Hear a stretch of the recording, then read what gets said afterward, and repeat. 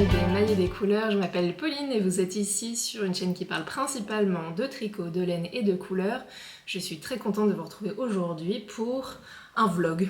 On change un petit peu. Je pars demain pour quelques jours en Belgique voir une amie qui tricote beaucoup et qui fait même partie des personnes qui m'ont appris à tricoter. Donc voilà, je me suis dit que ça pourrait être sympa de vous emmener dans ce petit périple jusqu'en Belgique. On sera sur la côte belge, du côté de la Panne, si jamais vous connaissez la côte belge, c'est très joli. Et donc voilà, on va papoter et tricoter, concrètement je pense que ça va être ça, et se balader, donc ça va être cool. Et donc je vous retrouve aujourd'hui déjà parce que j'ai fini mon Dagmar zipper sweater de petite knit, et avant de le mettre au blocage, je me suis dit que voilà, j'allais commencer cette vidéo, et comme ça j'espère que quand je reviendrai, il sera sec. Parce que oui, nous sommes le jeudi 6 novembre, si je dis pas de bêtises, donc je pars demain vendredi et je reviens lundi soir, donc j'essaierai de faire un petit récap mardi. J'espère que mardi il sera sec, pas sûr, ou il le sera à peu près, j'espère. Le Moby sweater que j'avais fait juste avant, il était aussi en Gilliatt de Derry Natura, et il avait mis 5 jours à sécher, donc je me dis que là ça va être à peu près la même chose. Donc comme ça c'est très bien, je le bloque avant de partir, et quand je reviendrai, il sera sec ou à peu près. Voilà, donc c'était un peu l'objectif de le finir avant de partir, pour comme ça j'ai pas besoin de le regarder par terre dans le salon pendant 5 jours en attendant de pouvoir le porter. Voilà, donc mon Dagmar zipper sweater qui n'est donc pas du tout bloqué, donc on aura le avant-après. J'ai chaud là avec, il va être très bien. Dagmar zipper sweater de petite knit qui est un modèle donc entièrement texturé, comme vous pouvez voir, que j'ai tricoté en Gilliatt de Derry Natura, le coloris leur bleu, et ben voilà, je viens de le terminer. C'est un modèle où on commence par le panneau du dos et ensuite on reprend les épaules séparément, on fait le devant jusqu'ici, ensuite on fait des allers-retours pour reprendre après toutes les mailles en rond sous les bras, et on fait ensuite le col séparément, enfin en relevant des mailles, et les manches idem. Je suis trop contente de l'avoir terminé. J'ai hâte de pouvoir le porter. J'ai hâte de voir ce que ça donne au blocage quand même, parce que là pour l'instant il est tout rabougri et un peu court au niveau des manches. Et j'ai vu ce que avait donné le blocage sur le Moby, et là je compte sur le fait que le blocage rallonge les manches et fasse qu'elles soient bien. Voilà. Et avec le petit col qui pour l'instant est très serré, mais je compte aussi sur le blocage pour que je puisse le mettre sans m'étrangler. Voilà, donc ça c'est pour le départ de ce vlog. On va mettre le Dagmar au blocage, et on verra à la fin si le blocage si le pull à la fin après blocage est toujours aussi satisfaisant, ou si il faut raccourcir, rallonger, je ne sais pas, je m'attends à tout. Donc voilà, on verra. Mais donc, sinon, je voulais vous parler des projets que j'emporte pour ce petit week-end prolongé en Belgique. Je vais emmener 2 projets. J'ai une deuxième chaussette à faire. J'avais fait la première là cet été. Et là, je vais prendre le petit tricot de chaussette qui est facile à tricoter. J'ai même pas rentré les fils. J'ai l'aiguille qui traîne. Il faudrait peut-être que je rentre les fils avant de partir quand même. Et voilà, je vais emmener de quoi faire la deuxième chaussette comme ça. C'est une laine, c'est la Jaoul de Lang. Voilà, mes 2 petites pelotes. Et je prends en fait un tricot chaussette pour tout ce qui est transport. Ça sera plus pratique à tricoter qu'un gros projet, parce que sinon j'emmène de quoi faire un pull. Un pull qui n'était pas du tout prévu dans ma liste de tricots d'automne. liste que je vous avais donnée dans ma vidéo qui est sortie début septembre je crois, quelque part par là, où j'étais très motivée, j'avais mes 4 pulls que je voulais faire jusque fin décembre, c'était prêt, j'avais la laine et tout ça, et forcément j'ai pas du tout suivi ce plan là. Le Dagmar en faisait partie, et j'avais mon Lusk aussi, la vert fluo que j'ai terminé qui en faisait partie, mais le Moby sweater de Petite Knit n'en faisait pas partie, et là celui que je vais faire n'en faisait pas partie non plus, mais c'est pas grave. Je vais emporter de quoi faire un Tolsta sweater de Rebecca Clow. Le Tolsta c'est un modèle de pull slash t-shirt en fait qu'on peut faire dans 2 épaisseurs. Il y a deux tailles d'échantillons possibles en fait, donc il y a plutôt un échantillon fingering et un échantillon DK, mais pour moi qui est plutôt hareng, c'est un échantillon de 17 mailles. Et jusqu'à maintenant je n'avais fait le Tolsta que en version fingering. J'ai pris là, les 2 pulls que j'avais fait, et puis une version manche courte ou manche longue au choix. Moi j'ai fait un manche courte, et sinon j'avais fait 2 pulls manche longue. Oui, 2 pulls manche longue. Celui-ci est en Drops Alpaga, donc en simple, que j'avais fait que avec des restes, que j'aime beaucoup porter, il est très agréable. Donc c'est un pull raglan tout simple, avec des rangs raccourcis, voilà, et un col replié, enfin, ou col double. Voilà, rien de particulier. Et celui-ci que j'avais réalisé avec un fil de Les Chevaux Solidaires, c'était dans la base Strong and Shiny, donc une base chaussette, et c'était le coloris Liam. Voilà. Donc ça c'était mes 2 versions pull en fingering, épaisseur fingering, donc avec un échantillon je crois de 24 mailles pour 10 cm. Et donc là je vais faire la version avec 17 mailles pour 10 cm, donc je vais le tricoter en 5 en Drops Alpaga, donc avec 2 fils ensemble. La Drops Alpaga, j'ai fait, comme le premier Tolsta en fingering, j'ai fait des pulls en simple et en double. J'en ai plusieurs déjà que j'avais fait en double, même mon premier pull que j'avais fait était en Drops Alpaga en double. Habituellement, enfin tous les autres je les avais fait plutôt en aiguille 5,5, et là je vais le faire en 5. En fait j'ai remarqué que justement mes premiers pulls en Drops Alpaga en 5,5 sont bien, et je trouve que ceux que j'ai fait plus récemment sont plus lâches, ce qui est logique. Je pense que je tricotais beaucoup plus serré quand j'ai commencé à tricoter, et maintenant voilà, je tricote énormément. Je pense que je tricote un peu plus lâche, même si je suis jamais bien dans les échantillons. En général je tricote un peu serré, mais donc là je me suis dit que j'allais plutôt faire ce pull là en aiguille 5, et en espérant que j'ai assez de laine. J'ai 12 pelotes en tout. Sur le dernier que j'avais fait en 5,5 j'en avais 10, donc normalement ça devrait le faire en ayant 12. Par contre il y a un petit twist, et je vais utiliser 3 couleurs différentes. C'est 3 nouvelles couleurs. J'espère qu'on verra vraiment bien la différence entre les couleurs. À la caméra je suis pas sûre. C'est 3 nouvelles couleurs. Alors on a celle-ci, c'est la 90-45, qui est... Bon, je pense que vous la voyez plus foncée qu'elle est en vrai. On est vraiment plus sur un rose foncé qu'un bordeaux. Alors que là on a 90-46 qui est vraiment un bordeaux foncé, et 90-44 qui est encore plus foncé. Et les 2 bordeaux foncés ils sont comme ça côte à côte. Et ouais, là je pense que c'est pas mal. Donc l'idée c'est un peu de faire un fade. Je m'explique. J'ai 4 pelotes de chaque, et donc comme je vais le tricoter en double, l'idée c'est que je commence par le coloris le plus clair, où je vais tricoter en double sur tant de centimètres. Ensuite je prendrai la couleur la plus claire et la couleur intermédiaire sur tant de centimètres ensemble.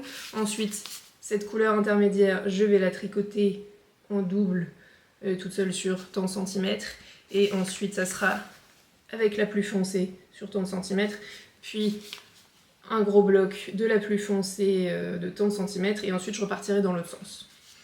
Dans l'idée que ça fasse un peu comme un dégradé, et enfin, du plus clair au plus foncé, et ensuite du plus foncé au plus clair sur l'ensemble du pull. Vu que c'est un pull, on va dire, tout simple, voilà, en jersey, en plus avec des grosses aiguilles, voilà, c'est un modèle très simple. Mais là, c'est l'occasion d'utiliser, enfin, faire un peu un petit twist et d'utiliser 3 couleurs qui sont très jolies et qui sont sorties là cet automne chez Drops. J'ai vraiment tricoté énormément de couleurs de Drops Alpaga. C'est vrai, j'ai énormément de pulls en Drops Alpaga, c'est un peu indécent. Mais en même temps, c'est en termes de rapport qualité-prix, cette laine est quand même géniale.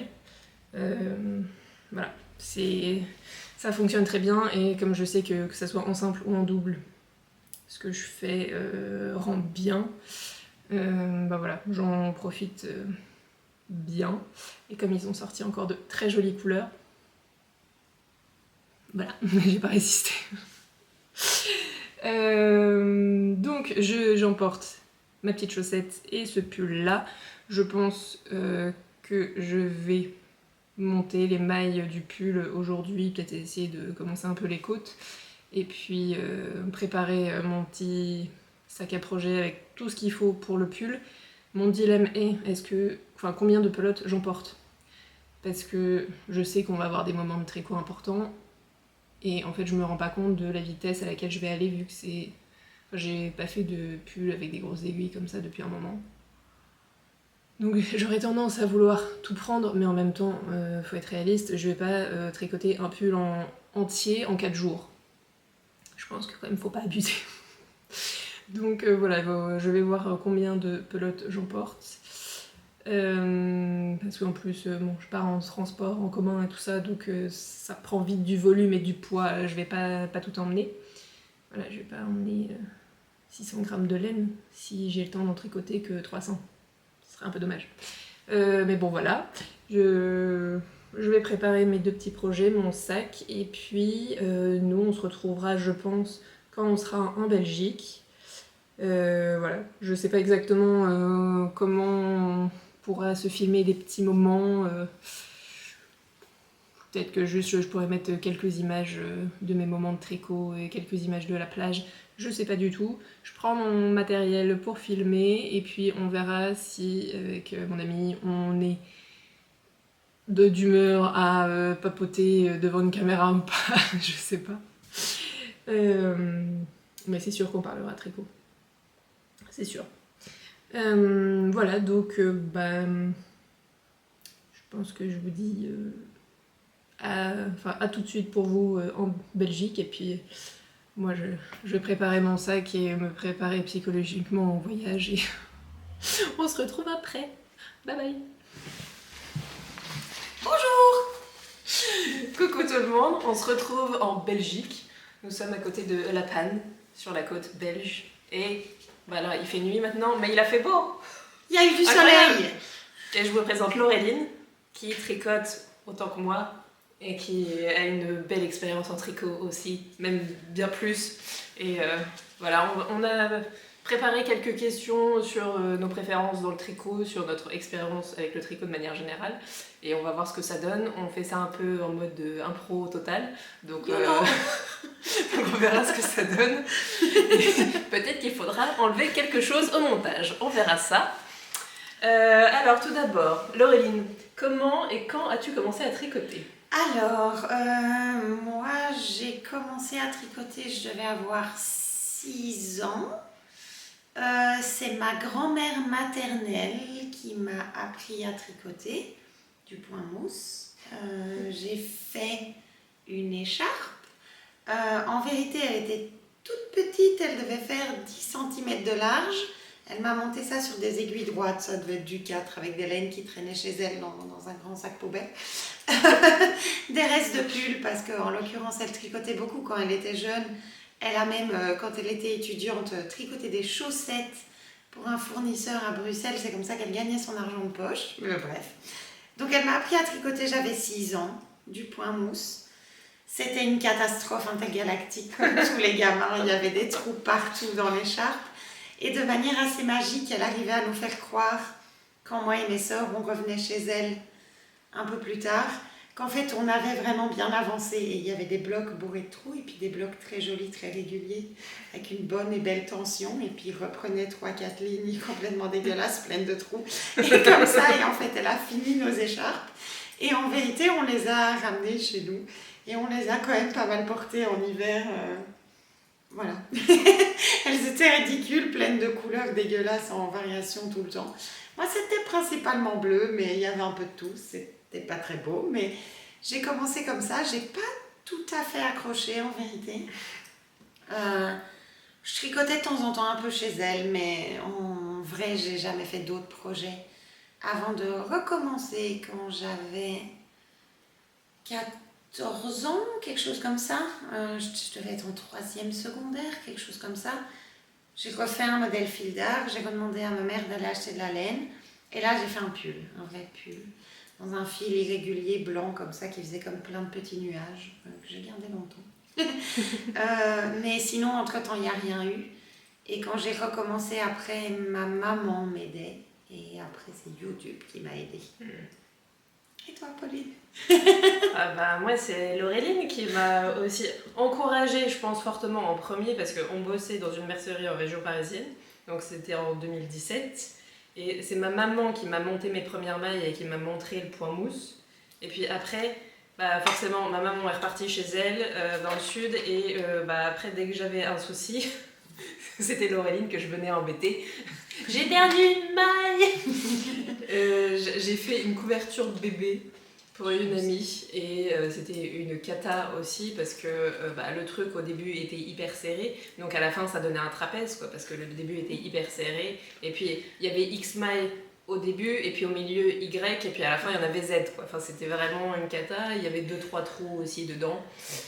C'était quand même beau. Oui, et puis elle a quand même été utilisée, voilà, elle a permis à un bébé de rester au chaud quand même, donc voilà, elle a été utile. Et la personne qui l'a reçue a le bonheur d'avoir mon premier tricot entre les mains, parce que du coup je n'ai pas mon premier tricot. Et je pense qu'après je me suis fait une écharpe, juste toute simple au point mousse. Donc voilà, le point mousse pour commencer, c'est notre ami. En Et R, c'était ça. Ouais, c'est ça. Et mais bon, heureusement, voilà, j'avais quelqu'un quand même que je voyais au quotidien qui était là pour me sauver dès que j'avais une maille qui était partie. Et ça, c'était cool. Parce que si je tricotais le seul le soir, je perdais une maille, j'étais là, on va attendre demain. Et puis, suite à la prochaine pause déj. Et voilà, ça c'était en 2017, donc ça fait... Et on est en 2025. Voilà, donc ça va faire 8 ans que je tricote. Pas mal, pas mal. On n'a pas dit ce qu'on portait. Ah oui. Qu'est-ce que tu portes? Qu'est-ce que je porte? Je porte ma version du Tolsta Sweater de Rebecca Clow, version en fingering, manche longue, en drops alpaga, et donc que j'ai tricoté que avec des restes de drops alpaga, en blanc, gris et noir. Voilà, 3 grandes rayures, modèle tout simple en raglan. Fonctionne très bien. Le même. Voilà, et je suis en train de tricoter le même, mais dans une épaisseur au-dessus. Voilà. Et toi, que portes-tu? Alors moi, je porte un pull d'une designeuse norvégienne qui, si mes souvenirs sont bons, s'appelle Pickles. Cornichon. Oui. Et ça s'appelle Downward Spirally, je crois. Quelque chose comme ça. Quelque chose comme ça. Sinon, au pire, on essayera d'écrire en bas les raveleries pour retrouver les trucs. Mais je crois que c'est ça. Downward Spirally ou... Oui, je crois que c'est ça. Et donc, c'est du point texturé. On commence par le col. Et il y a juste une petite maille qui ressort et ça part en diagonale sur tout le pull. Gros pull loose, premier gros pull loose.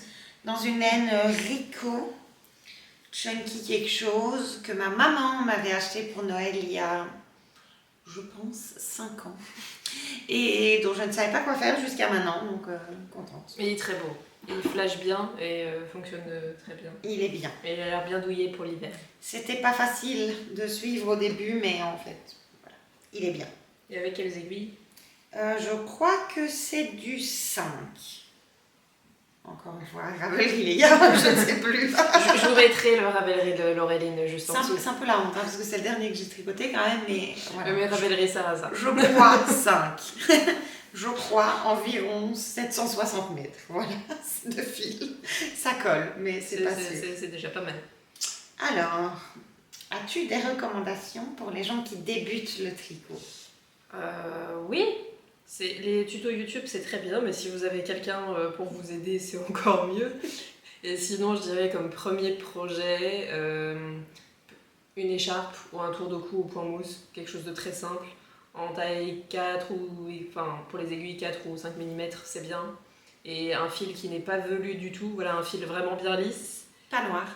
Voilà, une couleur claire, très bon point. Et voilà, est-ce que tu as d'autres recommandations?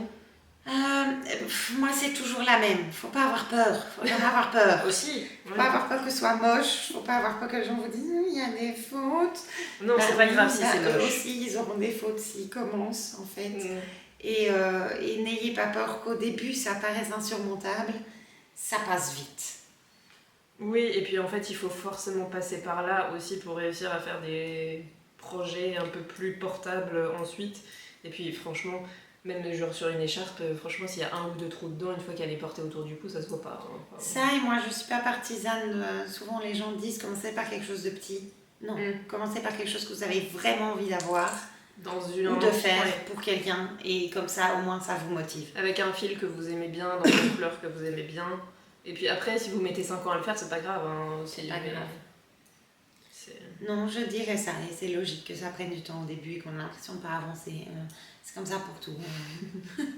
On va pas se mentir. Oui. As-tu d'autres loisirs créatifs que le tricot? Alors moi, je fais du crochet. En ce moment, beaucoup d'éponges. Tawashi. Mais j'ai eu ma période petit amigurumi et tout ça. Là, j'ai remis dans ma wishlist Ravelry des pulls en crochet. Parce qu'en fait, j'ai jamais fait de pulls en crochet. Et j'en ai trouvé un super, très texturé, que je vais forcément faire un jour. Donc, j'ai du crochet. Je n'aime pas broder. Parce que je n'aime pas coudre à la main. C'est le même beans quand il faut rentrer les fils. Dès qu'on met un fil dans un chat, c'est déjà terminé. J'ai envie de me barrer. J'en ai marre. Mais sinon, c'est à peu près tout. Je couds aussi. Mais en termes, on va dire, de tricot crochet, pas de broderie. Quoi. Non, mais beaucoup de couture aussi. Ouais, le temps manque en ce moment, mais oui. ouais. J'aime bien coudre. On est sur une garde-robe fait main quand même. Ouais, quand même. Et beaucoup d'accessoires aussi en couture. Oui, il faut bien utiliser les restes. Un problème récurrent. Et toi? Alors, pas de crochet pour moi, broderie un petit peu, mais plus point de croix. Parce que j'ai la flemme d'apprendre d'autres points, je pense, principalement. Il y a une simplicité avec le point de croix où on suit sur la toile Aïda les petits carrés, là, et voilà, il n'y a pas besoin de trop réfléchir. Mais plutôt des motifs un peu modernes quand même. Voilà, pas forcément... Je confirme, j'ai eu un cadeau de Pauline en broderie. Ah oui, qu'est-ce que ça disait déjà? Je ne râle pas, je m'exprime. Oui, c'est vrai. C'est très bien, c'est dans mon salon. Oui, tout à fait. Et sinon, couture aussi, la garde-robe fait main au maximum, dans la limite du possible et puis dans la limite du temps aussi, effectivement. Oui, mais t'as quand même des belles pièces, des manteaux. Voilà, mais j'ai déjà tellement de trucs en fait que j'ai pas besoin de me coudre tellement de robes et autres en plus. Sauf nouvelle lubie qui peut arriver à un moment ou à un autre, mais là il n'y a plus trop de besoins complémentaires. Voilà. Et tu dessines, non? Ah oui, et un peu de dessin, mais c'est plutôt du coloriage. J'aime bien faire une harmonie de couleurs. J'ai une grande boîte de crayons de couleur avec 120 crayons de couleur dedans, donc ça fait un grand arc-en-ciel. J'aime bien du coup utiliser un peu tout ça, et j'utilise mon compas, je fais des espèces d'arcs de cercle et après je colorie tout au milieu. Voilà, c'est plutôt du coloriage assez... Comme derrière elle quand c'est pas ce moche radiateur. Oui, c'est ça. Mon fond chez moi, il y a une espèce de dessin que vous voyez pas forcément en entier, sauf dans les premières vidéos. Et c'est moi qui l'ai fait, effectivement. Voilà, c'est un bon exemple de ce que je fais. Donc je ne sais pas dessiner, mais j'aime bien colorier. Bon, j'ai déjà un peu spoilé le truc du coup, mais qu'as-tu en cours sur tes aiguilles? Alors, mon projet principal en cours, mais que j'ai pas eu l'occasion de vous montrer encore parce que je n'avais pas commencé. Exclu. Alors, c'est mon Tolsta Sweater. Je vais essayer de trouver un peu de lumière. Je vais éclairer Ouais. la chose. On est limité en termes de lumière. On est très... Ouais, bon, c'est pas grave. Ça ne donne rien. Voilà, c'est on a- un test. On est sur du coup une nouvelle version du Tolsta Sweater de Rebecca Clow, mais cette fois-ci en épaisseur. C'est un échantillon de 17 mailles, donc je tricote avec des aiguilles 5 et c'est sans... Alors, je disais, avant d'être interrompue par le voisin qui a décidé de faire des trous dans les murs, que on est sur un échantillon de 17 mailles et donc je le tricote avec 2 fils de Drops Alpaga et j'essaie de faire un dégradé, mais je pense que là on verra pas trop. Mais voilà, j'ai commencé jeudi, nous sommes dimanche et je suis sur le corps, donc on peut dire que ça avance plutôt bien. Vive les pulls en jersey et avec des aiguilles 5. Ça avance très vite, c'est cool. Voilà. Pas de chaussettes? J'ai oui une chaussette en cours, mais où j'ai juste fait 3 rangs de côte pour l'instant, donc on verra sur le trajet du retour demain si j'avance un peu plus la chaussette, mais pour l'instant c'est très limité. Voilà. Et toi, ton tricot en cours? Alors, j'ai toujours 3 choses en cours, moi. J'ai Mhm. toujours une éponge au crochet avec un fil de chez Rico là, pour faire la vaisselle. J'ai toujours une chaussette. Je crois que je l'ai là. Si j'arrive à l'attraper. Oui, je suis assez souple. J'ai monté ma deuxième chaussette de Sous l'océan, je crois qu'elle s'appelle. C'est assez marrant. C'était un projet qui était censé utiliser des restes. Et ça a tellement bien fait son travail que je n'ai plus de rouge pour finir mes premiers poissons. Donc en fait, j'ai monté les côtes, je suis allée jusque là, j'ai plus de fil et ça attendra que je rentre à la maison pour être terminé. Mais c'est bien, au moins elle est montée, ça me permettra de prendre un truc dans les transports. Parce que le projet en cours du moment n'est pas vraiment transport compatible. Non, c'est une prise de tête. Donc, il s'agit d'un pull de Rebecca Clow qui s'appelle le Cargill Sweater avec un point texturé qui est un peu en... Enfin voilà. Ça fait un qui peu comme des motif cœurs. de cœur. C'est une construction raglan, donc on a commencé en aller-retour pour donner plus de volume dans le dos. Et là, je suis déjà passée en rond. Mais du coup, franchement, il faut suivre. Entre les augmentations, Le motif est le prenant. motif du point, le fait que il y a des mailles endroits en vert, donc les augmentations ne sont pas toujours dans le même sens, etc. Et le fait que j'ai mal aux dents, il faut bien dire que c'est un peu la galère. Mais ça, c'est pas si mal avancé finalement parce que j'avais monté le tout et j'ai tout défait. Pour quelle raison déjà ? Parce que à cause des barres de tenture des pelotes. Parce qu'il faut savoir que le fil que j'utilise est une pure merveille, qui ne s'achète plus. C'est la Fefil, c'est le Baby Alpaga Cashmere Soie. C'est très très doux. C'est très très bien et je mets avec, pour avoir le bon échantillon, une petite pelote de mohair de langue. Non, c'est Ito. Ito Sensai, j'ai dit une connerie. Effectivement, c'est Ito Sensai. Mohair. Et mais la Fefil a arrêté son activité. Cette laine vient de la Fefil qui a arrêté son activité. D'ailleurs, si ça vous intéresse maintenant, elle fait des retraites tricot combinés à des marches dans les Alpes. Ça a l'air vraiment cool. Enfin, moi j'aime bien marcher, donc forcément ça a l'air vraiment cool. Je suis partisane. Mais donc voilà, j'avais acheté cette laine pour faire un test de Morissette C que finalement je n'ai pas fait parce que je n'arrivais pas à obtenir l'échantillon. Et il fallait 1200 mètres de fil, ou 1300, je ne sais plus. Et finalement, j'ai pas fait ça. J'ai fait le field de Camille Avad, qui m'a pris environ 800 mètres. Donc, il me restait 400 mètres de ce fil et je voulais absolument l'utiliser dans un pull. Donc j'ai fouillé l'entièreté de Ravelry, l'entièreté de Vinted, etc. pour trouver des personnes qui avaient des restes de cette laine. J'ai trouvé une dame que j'ai finalement rencontrée à mon tricoter à Bruxelles dont il lui restait à peu près 45 grammes, qui me les a vendus, même déposés gentiment dans ma boîte aux lettres. Et puis j'ai trouvé sur Ravelry quelqu'un qui voulait bien me vendre un écheveau complet. Voilà, que j'ai acheté aussi, mais en fait c'est pas du tout les mêmes bains, mais pas du tout. Donc il y en a un qui est vraiment gris souris, il y en a un qui varie de beige à gris et il y en a un qui est plutôt gris un peu plus foncé. Donc voilà, il a fallu se calquer pour essayer de faire quelque chose de convenable et j'avais évidemment commencé par celui qu'il fallait pas, c'est-à-dire que dans le gradient en fait je pouvais commencer par le 1 ou le 3 mais pas par le 2. J'ai évidemment commencé par le 2. Donc voilà, j'avais pas fait grand chose, mais j'ai refait. Donc j'ai fait ça vendredi soir, si.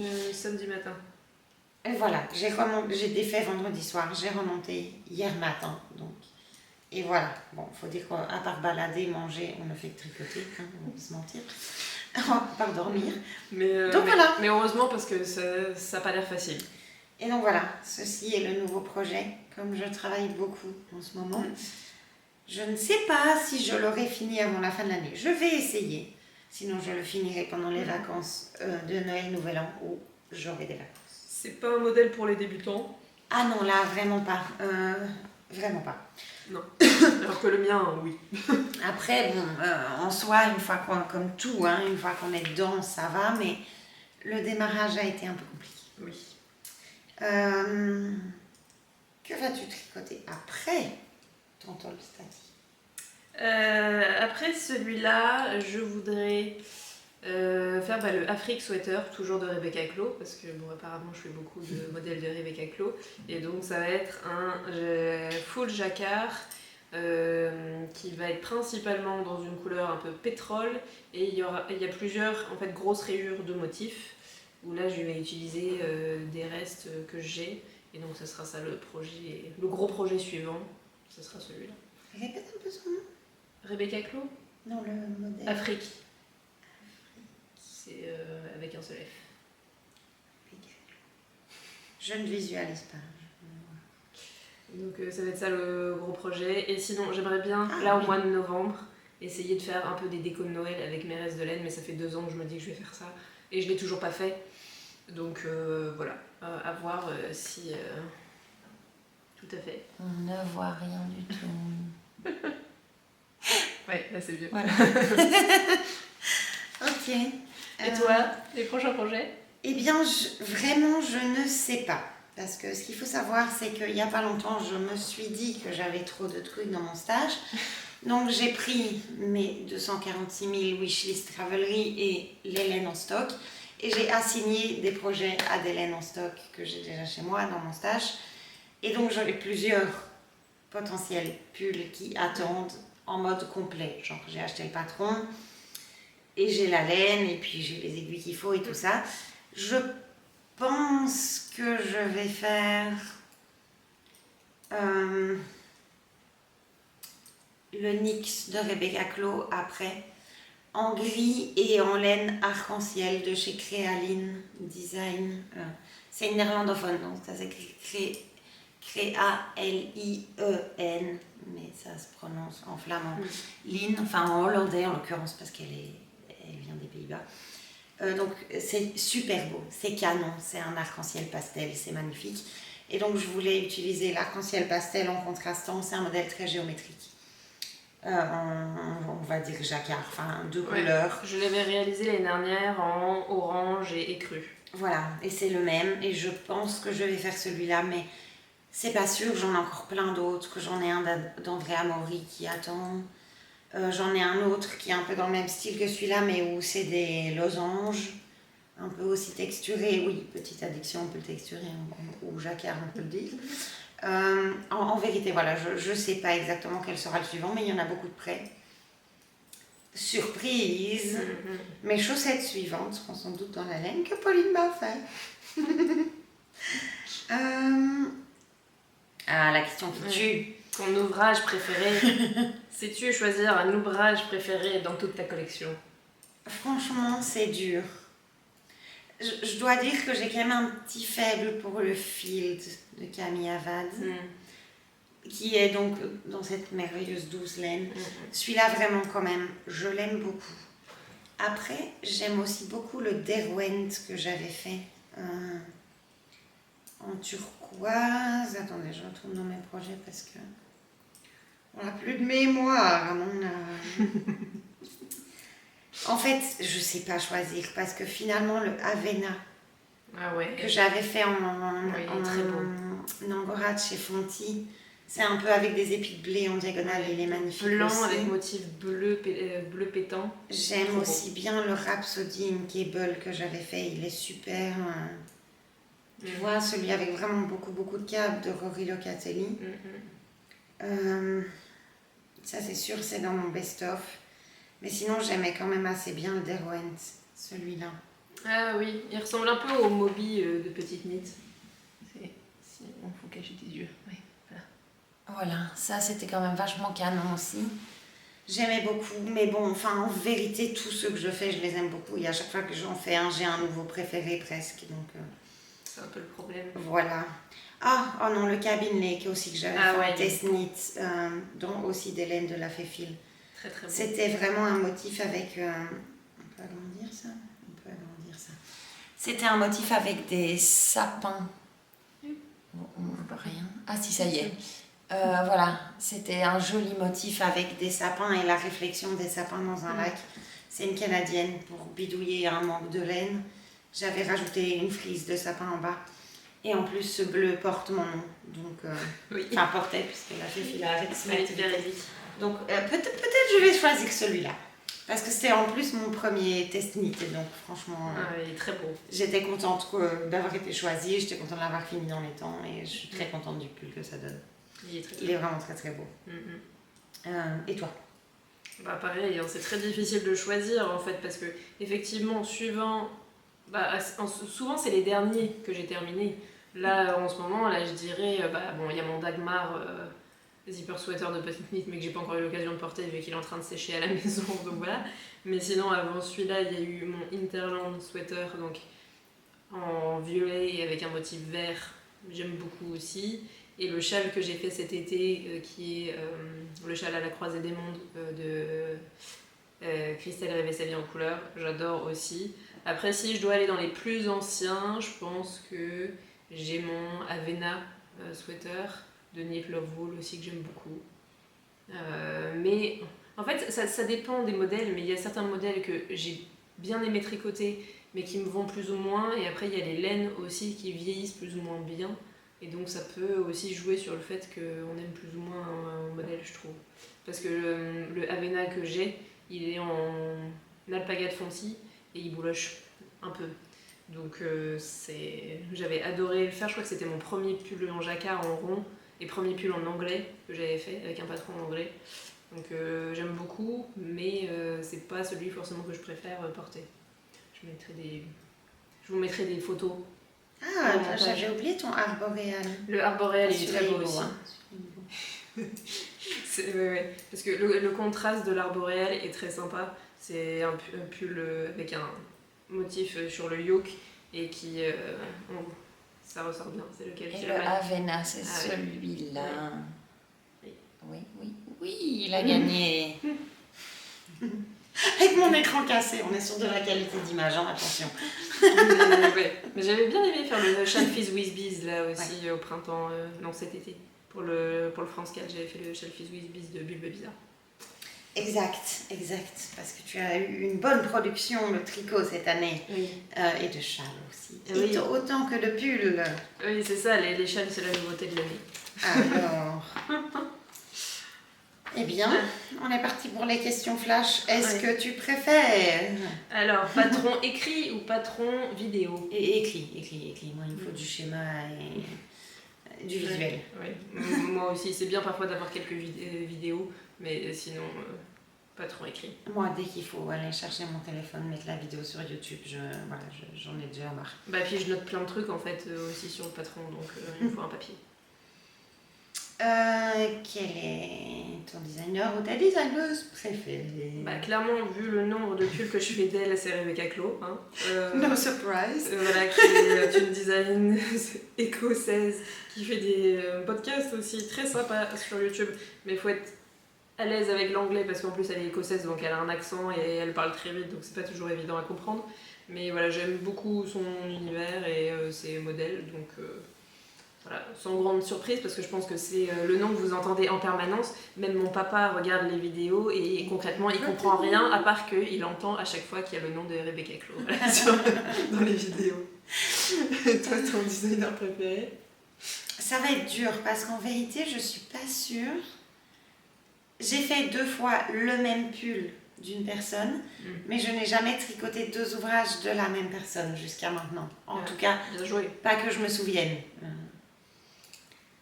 Et honnêtement, j'aime beaucoup tout ce qui est texturé, j'aime beaucoup tout ce qui est yoke en jacquard, etc. Et les formes géométriques. Voilà. Donc, je dirais que je suis obligée de dire Knit Love Wool, à mon avis. Ah oui. Pour toutes ces raisons-là. Après, j'ai fait le Wintersol, celui où il y a des espèces d'épis de blé. Très bon. J'avais fait une version il y a très longtemps avec une super laine avec du yak de Martin's Lab. Et ce pull, en fait, je l'ai tellement porté. Je l'ai pris pour traverser des montagnes à pied pendant des mois. Et je l'ai mis tous les jours et je l'ai usé jusqu'à vraiment son dernier fil. Donc, j'ai décidé qu'il était temps de s'en séparer, que c'était fini. Et donc j'ai refait une version il n'y a pas longtemps, je n'ai même pas encore mis les photos sur Ravelry, mais du coup, je pense que je vais aller là-dessus. Après, il y a vraiment tellement de designers et designeuses que j'aime bien. Après, je pense que tous les designers ont un pull un peu géométrie jacquard ou texturé dans leur librairie, et que du coup, dès qu'il y a ça, moi ça me convient. Et en termes d'univers de couleurs, je dois dire que je porte un pull vert aujourd'hui, mais sinon on est quand même très souvent dans du gris, du noir ou du blanc, donc c'est pas pour l'univers coloré des gens que je... Et du bleu. Et du bleu, c'est vrai. Mais donc c'est pas pour les univers colorés spécialement des gens que j'accroche au design, et moi je ne fais aucun châle, donc voilà. Ça n'aide pas à choisir. Mais bon. Tu préfères faire du jacquard ou plutôt un pull uni? C'est dur parce que uni si texturé, mais si uni sans texture, alors jacquard. Oui, j'ai triché. Et toi? Je pense que c'est plutôt jacquard parce que j'aime bien créer des harmonies de couleurs, donc c'est quand même très kiffant de faire des jacquards. Ouais, c'est vrai. Même si c'est pas forcément... Enfin, c'est pas que c'est difficile, mais après il faut réussir à trouver des motifs aussi qu'on aime vraiment bien et trouver des harmonies de couleurs où en plus le motif va vraiment bien ressortir. Enfin, le résultat parfois est un peu décevant, quoi. C'est vrai, mais j'ai vu récemment, petit tips, que pour tester une harmonie jacquard, on passe sa photo en noir et blanc et ça permet de révéler le contraste apparemment. Oui. Je n'ai pas testé, mais ça me paraît quand même, physiquement parlant, tout à fait viable comme option. Évidemment, je ne l'ai jamais fait. Voilà. Mais la logique voudrait que ça marche. Texture ou dentelle? Plutôt texture. J'ai un seul pull de chaque. J'ai un pull en texture, c'est le Dagmar que je viens de terminer. Et j'ai un pull en dentelle, c'est le Whitmore de Emily Loden. Donc voilà, mais la dentelle c'est pas mon truc. Mais après t'as aussi, bon, on va dire texture, ça, si ça compte, les torsades. T'as le deep wood avec les torsades, drops avec la torsade sur les manches. Enfin, il y a une grande torsade tressée, si je ne m'abuse, et 2 petites sur 4 mailles de chaque côté, je crois, si je me souviens bien. Bah du coup plutôt texture, parce que j'aime bien faire des torsades. C'est fun. Oui, moi, il n'y a toi, pas de texture. question. Full texture. J'ai fait un top en dentelle cet été. Mais voilà. Je pense que je referai un pull. Je testerai un pull en dentelle. D'ailleurs, j'ai montré à Pauline. J'achèterai des laines de rouillette pour faire ça un bleu électrique. Je vais le retester une fois et ça me dira définitivement si je referai un jour de la dentelle ou non. J'aime bien l'exercice de la dentelle en termes purement mathématiques, quoi, mais j'aime pas le résultat. J'aime pas que ce soit joué une fois porté. Ouais, c'est ça. À porter, c'est pas forcément ce qu'il y a de plus facile. Effectivement, à tricoter, ça me dérange pas. Mais à porter. C'est ça. Après, j'ai rien contre la dentelle, genre en tissu, si c'est au-dessus d'un autre tissu en couture ou des choses comme ça. Mais en dentelle déco, pas en dentelle en fait. L'effet de transparence, en fait que c'est J'aime pas pratique à porter, quoi. Et puis moi, je trouve pas ça joli, vu notre couleur de peau, c'est 10 000 fois trop contrastant. Et voilà. Oui. Mais bon, question de goût, hein, c'est pas un jugement de valeur, évidemment. Oui. Mono ou multi en cours? Alors, mono gros en cours, et après multi petits en cours. Donc, en général, un pull à tricoter, ou enfin une grosse pièce ou un grand châle, ou quelque chose comme ça. Et après, des petits en cours, genre un bonnet ou des chaussettes, ou voilà, des tricots nomades à côté. Oui, moi, j'ai déjà répondu en fait à cette question du coup. Généralement un pull en cours, puisque moi je ne fais pas de châle, donc c'est un pull. Et à côté de ça, toujours une paire de chaussettes et une petite éponge au crochet. Mais là, pour le coup, c'est une question de terminer en 20 minutes. Mais parce que c'est ça que je prends dans les transports, en fait, c'est souvent mon crochet. Parce que c'est facile, j'emmène une pelote, un crochet. Et une fois qu'il est terminé, j'en remets une dans mon sac, c'est facile à emporter. Parfois, je mets ma chaussette, mais encore que j'aime bien monter sur 5 aiguilles, donc forcément, c'est pas toujours le moment de la transporter. Donc souvent, je vais emporter mes chaussettes au moment où je suis en train de faire la partie avant le talon, et puis voilà, la partie pied, quoi. Mais sinon, c'est quand même souvent ça que j'emmène, mais donc multi en cours avec un gant et une chaussette et un crochet. Quel est ton point préféré? C'est vraiment une question dure, en plus, on n'a pas le temps de réfléchir. Oui, c'est ça, c'est vaste. Je pense que je vais rester sur du jersey parce que j'aime bien tricoter des mères de jersey. J'aime bien avoir des tricots, je suis en mode pilotage automatique. J'aime bien juste le motif du jersey aussi. Après, si je dois choisir un point texturé, une torsade toute simple qui fait une tresse, voilà, ça me convient très bien, ou du point de riz. Mais voilà, de manière générale, les mères de jersey, ça me convient très bien. Donc voilà, puis j'aime bien avoir aussi des tricots faciles. Donc bon. Voilà, et toi? Moi, je suis pas mère de jersey, ou alors dans les t-shirts. Dans les t-shirts, n'importe quoi, dans les chaussettes, je voulais dire, c'est qui n'a rien à voir. Oui, j'aime bien faire des chaussettes en jersey. Souvent en jacquard, mais ça reste du jersey. En revanche, je testerais tous les points du monde si j'avais le temps. Vraiment, je me ferais un pull de chaque. En vérité, j'ai même un jour eu un bouquin sur un nombre incalculable de points en tricot. Et je sais qu'un jour, je serai vieille et j'aurai le temps de me faire un pull dans ces points-là. J'ai carrément mis une petite bibliothèque de points de côté où je sais que je les ferai, mais entre-temps, je dois dire gros coup de cœur sur ce point en forme de cœur, on va dire, de Rebecca Clow, que je suis en train de faire maintenant.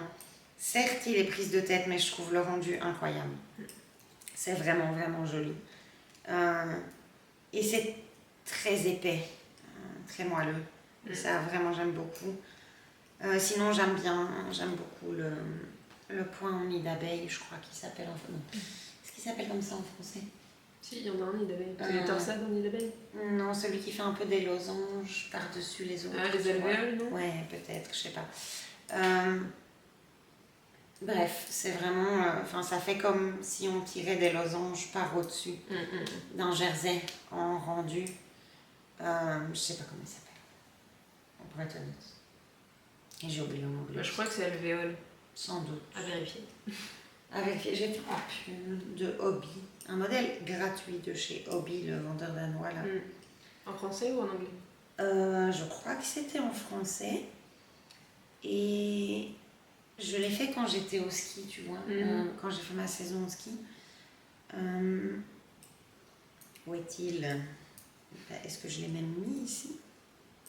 Je crois pas que je l'ai déjà vu. Incroyable alors qu'il est magnifique.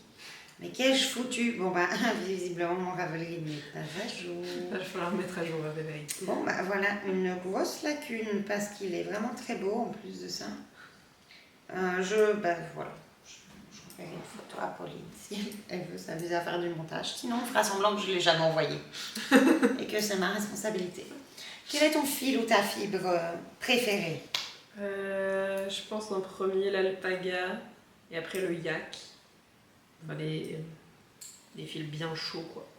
Mais lisses aussi. Et après le mérino, on va mettre en troisième. Toi? Totalement l'inverse. Je déteste aspirer, mais pourtant j'adore les fils poilus. Baby alpaga, cachemire, soie, méga bon combo. Le chameau, les mohair, l'angora, tous ces trucs, moi j'adore. Je suis pas forcément une énorme fan du rendu poilu, mais à porter c'est incroyable. L'alpaga, c'est pas mon préf dans le sens où c'est peut-être un de ceux qui me gratte le plus. Je pourrais pas dire pourquoi. Alors que le mohair te gratte pas. Alors que le mohair ne me gratte pas. Allez savoir. Et oui, j'aime pas la laine rustique. Il faut vraiment que ce soit ultra doux. J'aime vraiment pas le contact d'une laine rêche sur ma peau. Si j'utilise une laine rustique, je vais d'office mettre un fil de mohair. D'ailleurs, de base, je mets à peu près un fil de mohair dans chaque truc. Oui. Dans beaucoup de trucs. Voilà. Oui. On va pas se mentir. Je confirme. As-tu déjà... Oui. C'est ça? Oui, la teinture. As-tu déjà testé la denture? Parce que du coup, on a mis 2 fois la question. Parce qu'on a très bien préparé Ah oui, ça. c'est vrai. Oui. On l'a mis 2 fois sur la liste. Non, je sais. Est-ce qu'on voulait dire que c'était genre... Ah oui, laine de teinturière ou pas? Ah oui.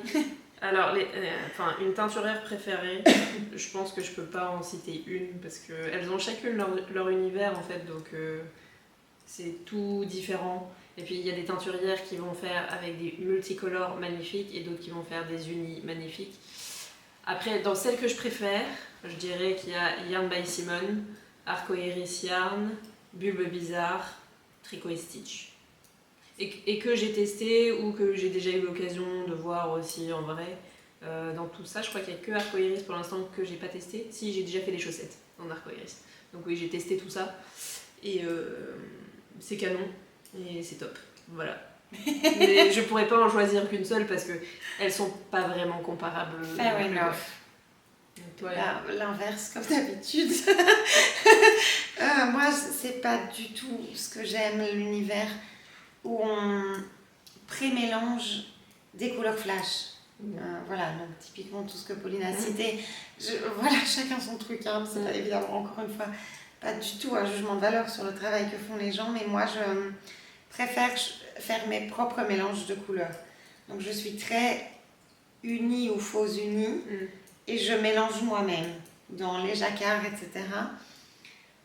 Donc, ou alors on me fait un arc-en-ciel. Enfin voilà, j'aime pas trop quand les contrastes sont pas violents, mais vraiment francs en fait.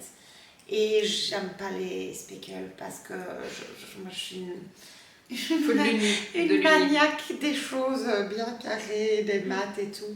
Et donc dès que les choses se mettent aléatoirement, ça me cringe en fait.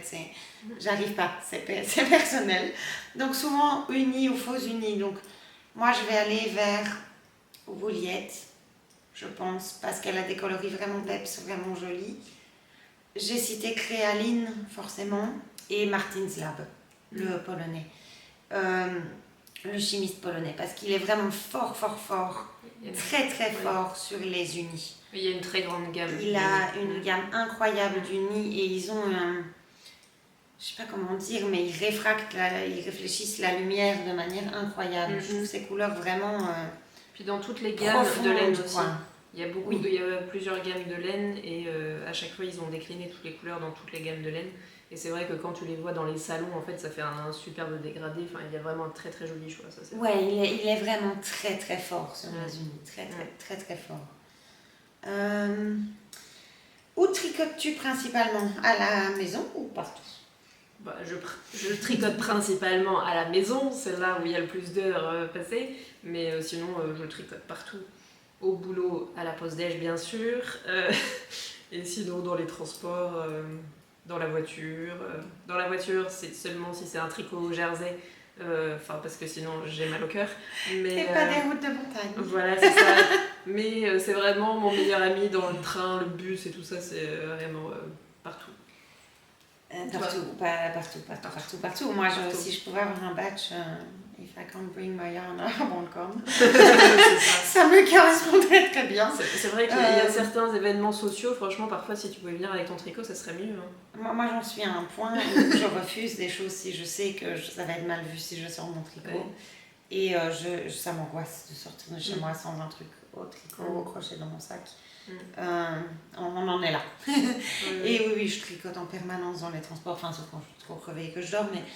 Et la voiture, bon, moi je suis fort malade en voiture, donc ça dépend de la route, quoi. Si c'est sur l'autoroute, oui, sinon non. Oui, c'est vraiment... ou alors je suis malade en 2-2 et je dois arrêter. Oui, par exemple, le cinéma c'est sympa. Mais je cours pas forcément après parce que tricoter au cinéma c'est compliqué quoi. Dans le noir complet. Ah bah ça, truc méga cool. Au Kinépolis à Bruxelles, pour ceux qui éventuellement sont pas loin, ils ont lancé les soirées tricot cinéma. C'est cool ça. Et donc il y en a déjà eu une et en fait ils laissent les lumières allumées pour qu'on puisse tricoter pendant la séance. J'ai une amie qui travaille avec moi à mon deuxième boulot qui est déjà allée, qui m'a dit que c'était vraiment super et donc si un jour je ne travaille pas le soir, j'irai... Je pense que j'irai. En tout cas, c'est une bonne idée. Enfin voilà, comme ça, ça se développe dans plusieurs villes et c'est vrai que c'est chouette. J'irais plus facilement au cinéma s'il y avait de la lumière et que je pouvais prendre mon tricot. Question vache, si tu pouvais avoir dans un patron qu'un diagramme ou que du texte, qu'est-ce que tu choisis? De manière générale, je pense le diagramme. Même si, en fait, ça m'est arrivé d'utiliser soit que l'un, soit que l'autre. Ça dépend. Mais Ah mais non madame, on vous demande de répondre par oui ou par non. Là, ça dépend, ça dépasse. Tu peux pas choisir, madame. Je sais pas si vous avez la ref, mais c'est le Père Noël est une ordure. Non, alors je vais dire que écrit. Que écrit, comme ça au moins on est sûr. Voilà.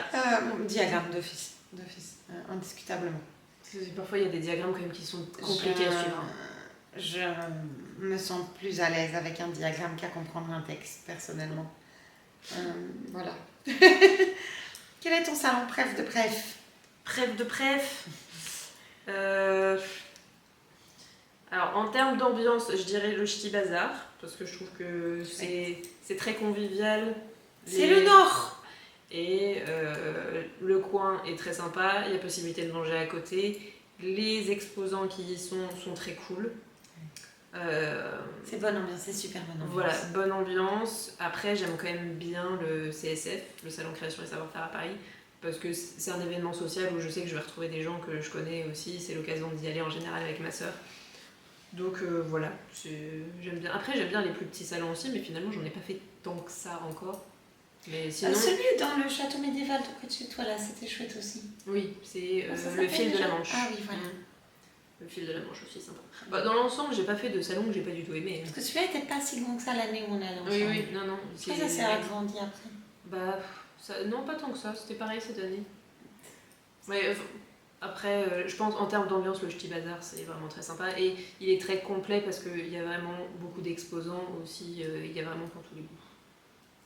Ouais, toi? Certainement pas les grands palais d'expo à Paris. Trop de bruit, trop de trucs, trop de gens qui marchent pas assez vite à mon goût, tout ça. Moi j'aime bien, bon, c'est peut-être mon côté belge qui sait, mais quand c'est convivial, pas prise de tête, voilà, très simple. J'ai en dernière minute réussi à trouver une voiture la dernière fois parce que je n'en ai pas pour aller à l'Aisne en Nord, à Le Quesnoy, une petite ville du Nord. Je dirais peut-être même un village qui m'a bien plu, qui a encore des fortifications et des douves à l'entrée du village et un énorme lac derrière. Enfin, j'ai bien aimé que ce soit une expérience complète de journée où je vais à un salon petit avec des gens sympas qui se tutoient directement. Où voilà, on est vraiment dans quelque chose de super convivial et à échelle humaine. Voilà, il y avait une petite tombola à l'entrée, on pouvait acheter des billets pour gagner des lots et tout. Enfin, on trouvait que c'était chouette, puis il y avait un terrain de boule à côté. Enfin, il y avait vraiment un côté, une petite ambiance que j'aimais bien. J'aime beaucoup le Ch'ti Bazar, mais ça fait déjà partie des grands trucs pour moi. Après, j'ai vu qu'ils avaient des moments de calme, et ça c'est cool. Je n'irai pas cette année parce que c'est le week-end prochain et je travaille moi-même à Brussels Expo, donc voilà, je n'y serai pas.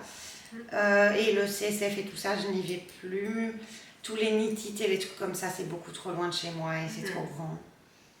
Dans l'ensemble, le Nord, c'est mieux. Hein. Et il y a le Bruxelles Festival du fil qui a eu lieu pour la première fois l'année passée. C'était chouette. Et cette année, ça va se refaire en mars, fin mars, 28-29 je crois.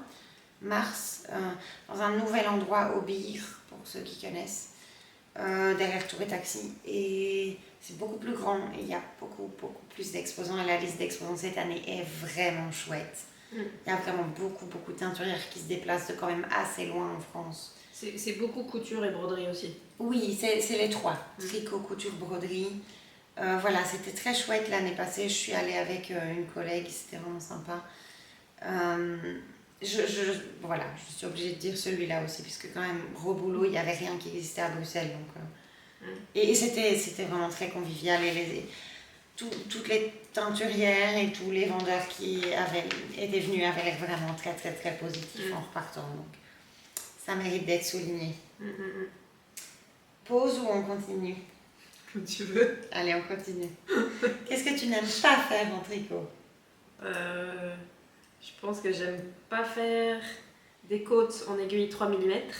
Je veux dire, quand genre c'est le bas d'un corps ou un truc comme ça sur un pull. Relever des mailles, ça m'ennuie un peu aussi. C'est pas... J'ai jamais le bon nombre de mailles. On me dit toujours qu'il faut en relever X, j'en ai jamais le bon nombre. Donc je pense que c'est plus ça qui m'ennuie, principalement. Et rentrer les fils, j'aime pas rentrer les fils. Et toi? Évidemment, rentrer les fils. Mais défaire, putain, défaire. Ah oui. Je dis un Ça peu, va. on va censurer. Défaire, sacre bleu. Je déteste recommencer quelque chose, c'est une fois pour toutes. Vraiment, je suis capable de m'entêter dans des conneries, vous n'avez pas idée, tellement je ne supporte pas défaire un rang. C'est une catastrophe. J'aime pas non plus, hein, ça c'est sûr. Quelle technique ou chose voudrais-tu encore tester en tricot que tu n'aurais pas encore eu l'occasion de tester? Je l'avais dit dans ma vidéo pour 2025, pour ce que je voulais faire en 2025, c'est tester la brioche. Mais depuis que j'ai regardé un tuto pour voir comment ça se faisait, j'ai beaucoup moins envie d'essayer. Pourquoi? Parce que c'est long? Tu trouves ça compliqué? Non, rien que la mise en place. Non, ça va. J'ai fait un pull en brioche, celui de Morissette C, elle explique bien ça. Mais donc un jour j'y arriverai. Mais Non, voilà. j'ai menti, j'ai du coup fait 2 pulls de Morissette C. Ah bah voilà, mais c'est pas ta designer préférée. Non. Mais j'ai menti. Et toi, il y a une technique que tu veux essayer? En vérité, non, parce que j'ai une fois testé l'intercia sur les chaussettes et en fait pour moi c'est juste jacquard avec les pelotes, les fils qui se croisent moins quoi. Enfin, j'aime bien la construction mentale d'arriver à faire un motif effectivement où les fils coulent d'un étage à l'autre. Oui, ok, c'est très fun, mais est-ce qu'il y a enfin peut-être un stick un jour, mais en vérité je ne vois pas l'intérêt de tout se farcir à tricoter en rond si c'est pour couper et faire un gilet. Ou alors j'ai pas compris tout. Mais surtout que t'aimes pas trop les gilets. Déjà j'en ai pas.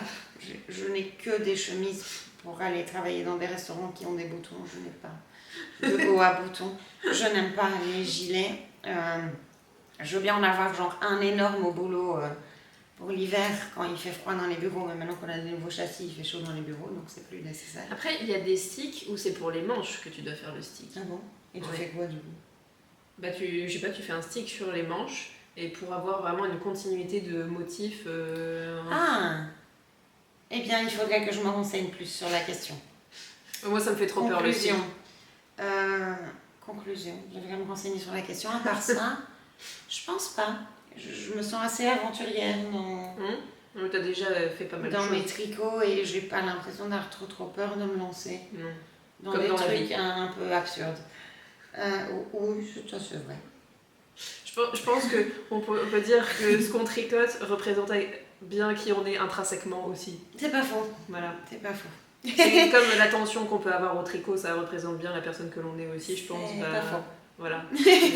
Si quelqu'un a envie de faire une étude sociologique en regardant comment les gens tricotent. Si vous me financez, j'y vais. J'appliquerai la méthode scientifique, je certifie, main sur le cœur. Voilà. As-tu déjà testé la teinture de laine? Je sais que tu as le bouquin de Maison Septembre. J'ai le bouquin, j'ai le kit de Maison Septembre, mais j'ai toujours pas fait. J'aimerais bien essayer là, au mois de novembre parce que j'ai du temps, mais je sais pas. J'ai un peu un blocage mental de ça a l'air compliqué, il faut que j'arrive à comprendre en termes de temps, parce que ça se fait sur plusieurs jours vraiment, parce qu'il faut préparer les pigments, etc.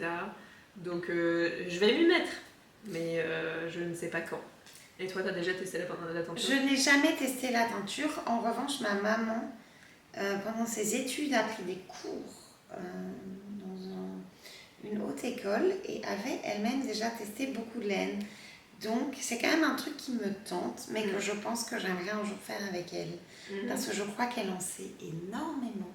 Parce que je me souviens qu'il y avait des tout petits échevaux dans un sac, vous savez, ces sacs qu'on sait en plastique, où il y a une espèce de anse en plastoc plus dur qu'on sait fermer avec des clips-claps là. Et il y avait tout un sac de mini qu'elle avait teint elle-même. Excellent. Qui traînait dans ce qu'on appelait la pièce devant où on tapait nos chaussures dans notre maison d'enfance, qui est maintenant la maison de ma soeur. Et tous ces petits mini avaient été teints par ma mère. Je me souviens que c'était des couleurs très vives, très belles. Et voilà, mais je n'ai jamais testé. En revanche, je sais que ça n'est pas compliqué, qu'il suffit de casser certains liens chimiques dans ta laine de manière à ce que la teinture puisse pénétrer dans le textile, de faire pénétrer la teinture dans le textile et puis de fixer via certains agents chimiques cette laine dans le textile. Donc théoriquement, chimiquement parlant, c'est pas très compliqué, quoi. On fait une étape de préparation, une étape de teinture, une étape où on fixe et puis forcément il faut rincer, etc. Mais voilà, sur le principe, ça m'attire. Après, c'est un peu comme tout, moi j'aime bien maîtriser les choses avant de débuter. Donc je voudrais prendre le temps de me renseigner avant. Et je crois que si je teste, je vais aller chercher des plantes. J'aime quand même assez bien identifier les plantes. Aller chercher les plantes sauvages et tout. Donc à mon avis, j'essayerai d'abord. Je m'étais toujours dit, oui, je vais garder mes pelures d'oignons pour faire ça. À chaque fois que je fais une soupe à l'oignon, je m'en prends du tout foutu au compost. Et que c'est trop tard. Pourtant, j'aime bien la soupe à l'oignon, j'en fais souvent.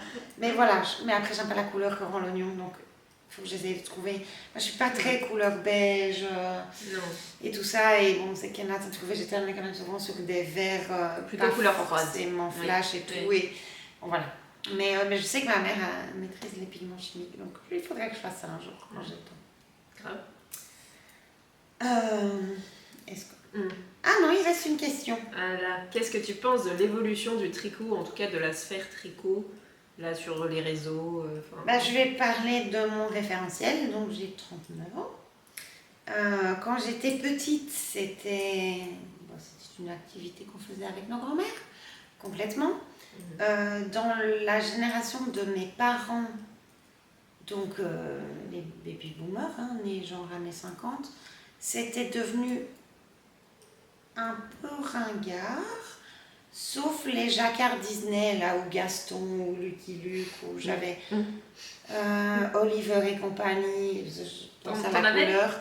J'en avais plein quand j'étais petite parce que ma grand-mère, donc maternelle, elle tricotait beaucoup à la main, mais ma grand-mère paternelle, qui ne tricotait pas très bien à la main, pourtant sa maman, mon arrière-grand-mère, tricotait vraiment de ouf bien. Je l'ai connue, donc je me permets de le dire. Et elle, en fait, a acheté une machine à tricoter. Et donc, nous tricotait énormément de pulls avec des jacquards géants, comme quand on est enfant dans les années 80.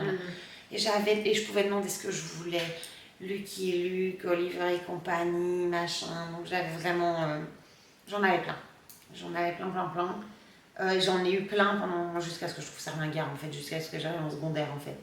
Et qu'on se moquait déjà un peu en secondaire, mais j'avais zéro conscience de ça. Et puis arrivé en secondaire, donc ça doit être le collège chez vous. Oui, la France est devenue ultra ringard, on se moquait trop, donc j'ai arrêté de les porter, mais à l'intérieur de moi, j'aimais quand même bien ça. Et moi, j'en ai eu plein. Mais bon, voilà, donc ringue quand j'étais enfant. Après, tous les gamins en avaient, parce que les grands-mères les faisaient. Puis à l'adolescence, ringard de ouf, sauf que quand même, j'ai repris le tricot. Et un peu la couture aussi. Parce que je m'emmerdais pendant les vacances d'été Et ma mère m'avait un peu montré comment fonctionne la machine et avait été avec moi chez Fil d'Art, on avait acheté un catalogue et les laines qui allaient avec, très grosses aiguilles et tout. Et je me suis fait des pulls en laine et je commençais à coudre un peu des trucs sur mes vêtements et tout, au début modifier des vêtements. Mais donc, c'était ringard quand même, je le faisais. Mais c'était ringard, c'est resté ringard longtemps.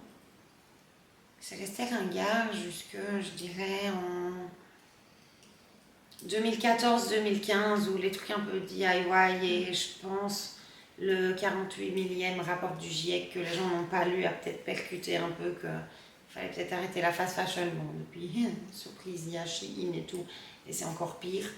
Mais je pense au moment où les fast fashion style H&M et tout sont vraiment devenus méga populaires, on devait être dans les années 2000, ils ont tenu en fait 10-12 ans avant de commencer à se faire bâcher, vraiment.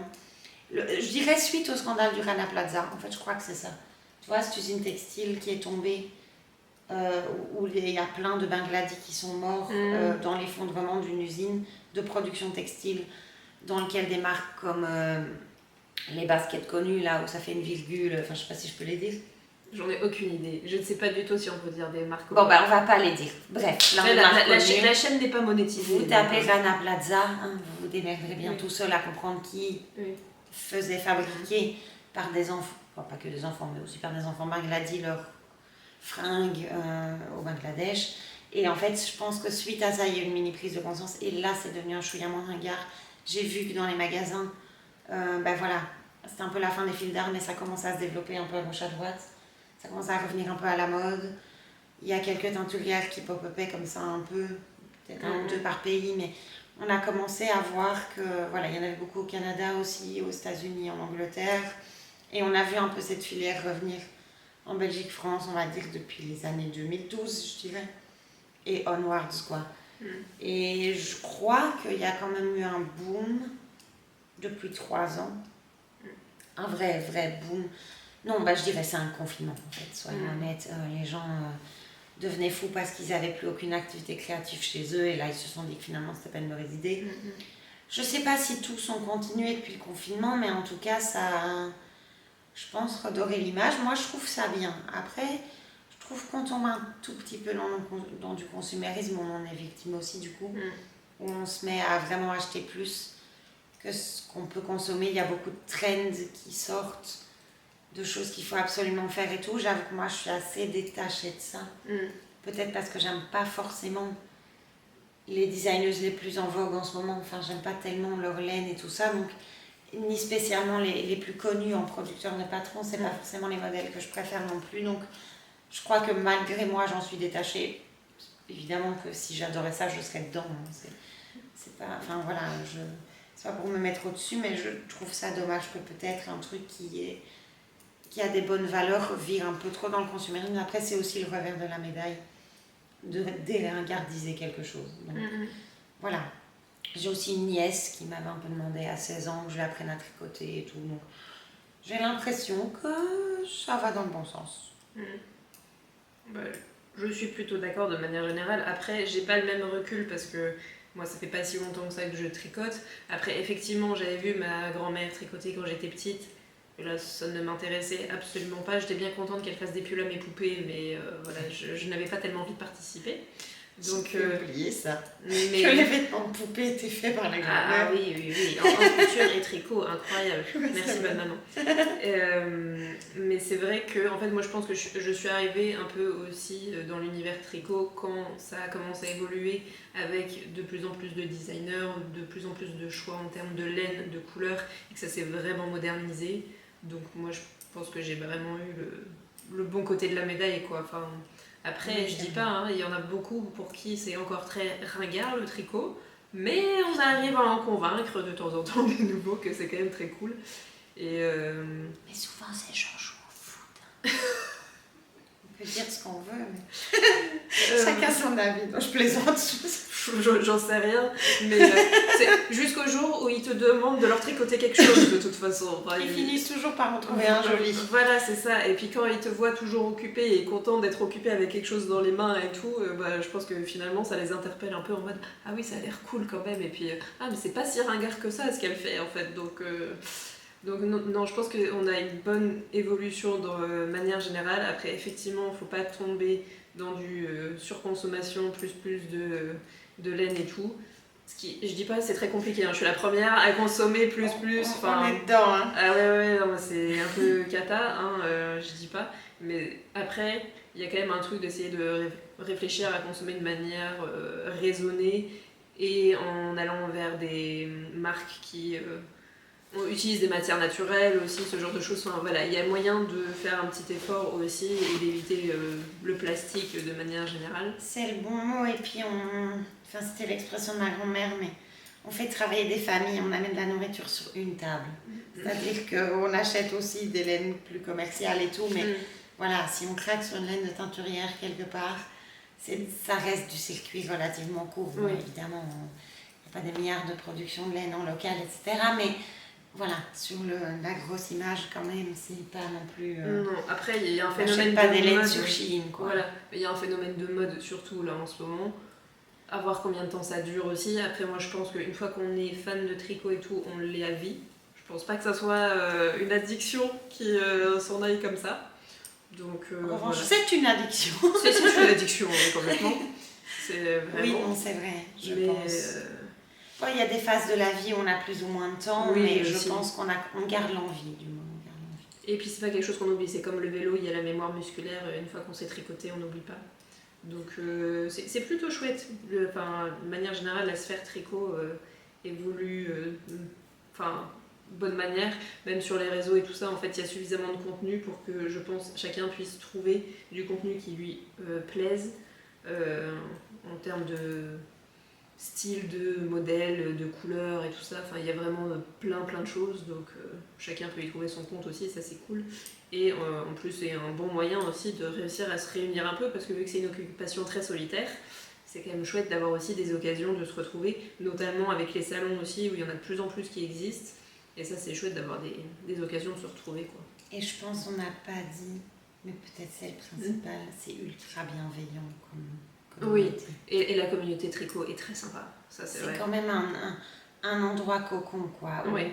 on entend rarement les gens s'attaquer personnellement. Tout le monde a droit à son avis, son c'est univers. C'est ça. Enfin, il y a, moi, je ne vois pas de méchanceté. Enfin, voilà, il n'y a pas de méchanceté. Il y a quand même énormément de bienveillance. Typiquement, quand je cherche une laine qui ne se produit plus, voilà, on contacte des gens qu'on ne connaît pas, qui sont dans pas notre pays. On leur demande en disant « Ah voilà, j'aimerais vraiment bien. » Voilà, les gens sont prêts à vous mettre les pelotes sur Vinted, à vous les amener. Enfin, voilà, il y a quand même une espèce d'énorme bienveillance qui va avec, qui, mine de rien, est quand même quelque chose d'assez génial, parce que c'est pas... Oh merde, j'ai tout fait bouger avec mon pied. Qui n'est pas si évident, en vérité. Oui. Et fun fact, super, additionnel. Là, Si vous êtes encore là. C'est un fun fact très belge, mais qui concerne le tricot. Oui. Tu sais de quoi je veux parler? Non. Le tricot, pendant la guerre, Ah oui. a servi pour faire passer des messages de la résistance. Des grands-mères se mettaient sur des axes stratégiques avec un tricot à la main, et il y avait une succession de points, de couleurs, etc., qui se traduisaient en code pour faire passer des messages. Et comme une vieille mamie à sa fenêtre, c'est normal qu'elle regarde dehors, puisque c'était quand même encore plus genré à l'époque, et c'est normal qu'elle tricote, et bien en fait, en livrant des chaussettes sur les champs de bataille, il passait des messages codés pour dire où en étaient les Allemands. Voilà. Et voilà, en plus, le tricot, ça peut être un engagement politique. C'est quand même incroyable. Voilà. Bon, je pense qu'on a fait le tour. Hein. Oui. Merci Marie. Merci Pauline. Au revoir À tout le plus. monde. Coucou tout le monde, on se retrouve le mercredi suivant. On est le 12 novembre, j'ai commencé la vidéo jeudi dernier. Et je suis rentrée à Rouen, comme vous pouvez voir. On a retrouvé le décor du départ. J'ai passé un très bon gros week-end en Belgique. On a fait des belles promenades, il a fait un temps top. On a eu un gros ciel bleu là samedi dimanche, c'était incroyable. J'espère que vous avez apprécié notre blabla. Je crois qu'on a à peu près 1 heure de blabla avec Laureline. Je vais voir ce que ça donne au montage, mais voilà, j'espère que ça vous aura plu. En tout cas, nous, on a bien aimé passer ce petit moment à se poser des questions, voilà, sur le tricot de manière générale. C'était chouette de faire ça. J'avoue que c'est sympa aussi parfois d'avoir un peu d'interaction pour une vidéo et de pas juste vous parler toute seule. Enfin, de parler toute seule à ma caméra, quoi. Voilà, j'essaierai de vous mettre quelques images aussi de nos balades voilà, dans cette section-là, ou je sais pas trop où, lors du montage. Je viens vous voir du coup pour clôturer cette vidéo. Mon pull, le Dagmar Zipper Sweater de Petite Knit est terminé, bloqué, et il est parfait au niveau du blocage. Vraiment, il est tout beau. J'ai la bonne longueur au niveau des manches, au niveau du corps. Voilà, il va falloir que je trouve quelqu'un pour me prendre en photo pour bien le mettre en valeur et mettre ça sur Insta. Mais je suis trop contente et il est super chaud là, franchement, je suis trop bien. Le col s'est bien détendu, donc ça reste suffisamment serré, je pense, pour... enfin voilà, s'il y a besoin, porter dehors comme ça, fermé, pas besoin d'écharpe et tout, je peux sortir comme ça. Mais bon, sinon le reste du temps, je pense pas que j'aurais besoin de le fermer. Voilà, mais je suis trop contente, il est nickel. Et je l'ai mis au blocage jeudi, et avec le taux d'humidité, là, bah, je pense qu'il a fini vraiment de sécher entièrement cette nuit. C'était long, mais bon. Je l'avais bien épinglé et tout sur le tapis de blocage, donc il est vraiment parfait. Je suis trop contente. Sinon, je vous fais un petit bilan du coup de ces quelques jours enfin de vlog, même si au final j'aurais pas tant filmé que ça, mais voilà, pour vous faire un petit retour sur ce que j'ai tricoté depuis jeudi dernier, pendant mon voyage et tout ça. J'ai avancé sur la deuxième chaussette. J'avais que la première en partant. Et là, je crois que j'ai 7 cm après les côtes et en général je vais jusqu'à 9. Donc voilà, on a déjà une tige plutôt pas mal. Ça, et sinon j'ai bien avancé sur le pull. C'est merveilleux comment un pull en jersey en aiguille 5 mm, ça avance super vite.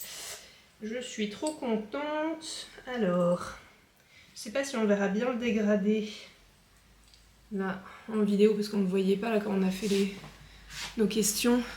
Ouais, si là on voit quand même bien. Vous voyez le dégradé, on a une couleur, 2 couleurs, 3 couleurs, et entre chaque il y a des sections où les 2 couleurs sont tricotées ensemble. Donc c'est la Drops Alpaga en double, et là par exemple j'ai une section où j'ai cette couleur là et cette couleur là tricotées ensemble, et pareil voilà en dessous. Et donc j'ai une bonne partie du corps et j'ai presque fini la première manche. Donc on peut voir le dégradé en entier là. J'ai encore 1 ou 2 rangs je crois avant de faire les côtes. Voilà, et donc je vais faire la deuxième manche avant de finir le corps, comme ça j'irai au bout de la laine de la dernière couleur, là, le rose, le plus clair, qui était aussi au début. Ça rend super bien. Je suis trop contente. Donc en une semaine, voilà, j'ai je pense un peu plus de la moitié d'un pull. C'est très cool.